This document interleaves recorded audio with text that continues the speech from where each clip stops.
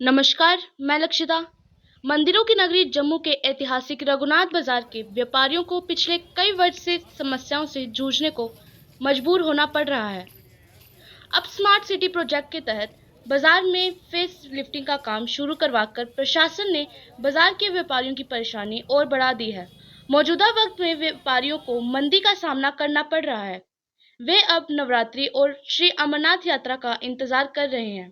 अब व्यापारियों की परेशानी ये है कि फेस लिफ्टिंग का काम शुरू किए जाने से ग्राहक बाजार में शायद ही आ पाएंगे। उनका कहना है कि बाजार में जारी काम रात दिन चलेगा तब ही जल्द खत्म होगा। सिर्फ एक शिफ्ट में काम करने से काफी वक्त लगेगा।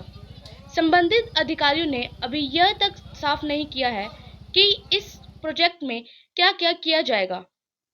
एक सबसे अहम बात ध्यान रखने की यह है कि बाजार में जो कोबाल्ट स्टोन से रोड बनाई जानी है वह बाजार के फुटपाथ से कम 8-9 इंच नीचे हो, क्योंकि बरसात में पूरे ऊपर सिटी का पानी बाजार तक आ जाता है। बाजार के व्यापारियों से विचार विमर्श करके ही प्रोजेक्ट पूर्ण किया जाना चाहिए।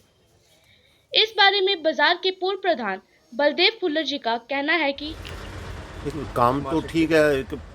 स्मार्ट सिटी के अंतर्गत जो काम हो रहे हैं पूरे भारतवर्ष में भी हो रहे हैं और हम खुशकिस्मत है कि हमारा जम्मू भी उसमें आया हुआ है। लेकिन यहाँ विडंबना इस चीज़ की है कि जो स्मार्ट सिटी के अधिकारी लोग हैं जो काम करवा रहे हैं, मुझे लगता है कि उनके और हमारी एसोसिएशन के बीच में कम्युनिकेशन गैप ऐसा लगता है, क्योंकि इस बारे में सभी दुकानदार चिंतित हैं कि आफ्टर बनना क्या है, उसके प्रोजेक्ट के बारे में किसी को अवगत ही नहीं करवाया गया।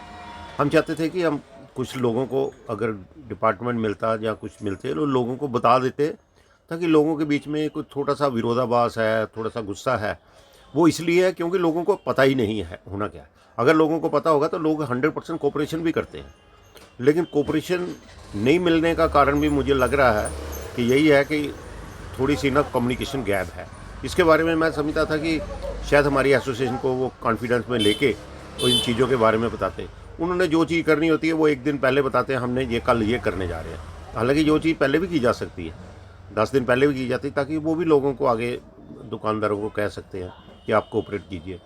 तो इस बारे में मैं तो यही समझता था कि आने वाले समय में अगर ये कार्य होना था तो अब नवरात्रे आ रहे हैं, आगे से फिर अमरनाथ यात्रा भी आ जानी है। तो हम चाहते थे कि इसको फेस मैनर में करवाया जाए। और दूसरा ये था कि अगर डे एंड नाइट में डबल शिफ्ट में भी काम होते हैं, बहुत जगह ऐसे काम हो सकते हैं जहां डबल शिफ्ट में भी काम किए जा सकते हैं। आगे पहले भी जहां जब गवर्नमेंट रही है माननीय आज़ाद साहब जी की, तो तब भी यहाँ पे डबल शिफ्ट में काम हुए थे। तो यहाँ भी ऐसा नहीं है कि यहाँ भी डबल शिफ्ट में काम नहीं होता। मैं समझता था कि अगर ये डबल शिफ्ट में काम करें तो ये काम तो बहुत जल्दी होगा। और दूसरा ये एक चीज़ बड़ी होगी कि दुकानदारों को भी एक कॉन्फिडेंस में लेना चाहिए, ताकि उनको बताया जाए कि हम डबल शिफ्ट में काम कर रहे हैं और साथ साथ ये जो गंदगी होगी, जो पुराना मटेरियल होगा, उसको जल्दी से शिफ्ट किया जाएगा। लेकिन इस बारे में किसी को अवगत नहीं करवाया जाता। ये सभी थोड़ी लोगों के बीच में रोष जैसा है। ऑल जंडियाल सभा के सभी सदस्यों से निवेदन है कि आगामी 31 मार्च 2024 को आयोजित हो रहे ऑल जंडियाल सभा के चुनावों में राजीव जंडियाल को प्रधान पद पर और सुरेश कुमार जंडियाल को जनरल सेक्रेटरी के पद पर अपना वोट और समर्थन देकर सफल बनाएं।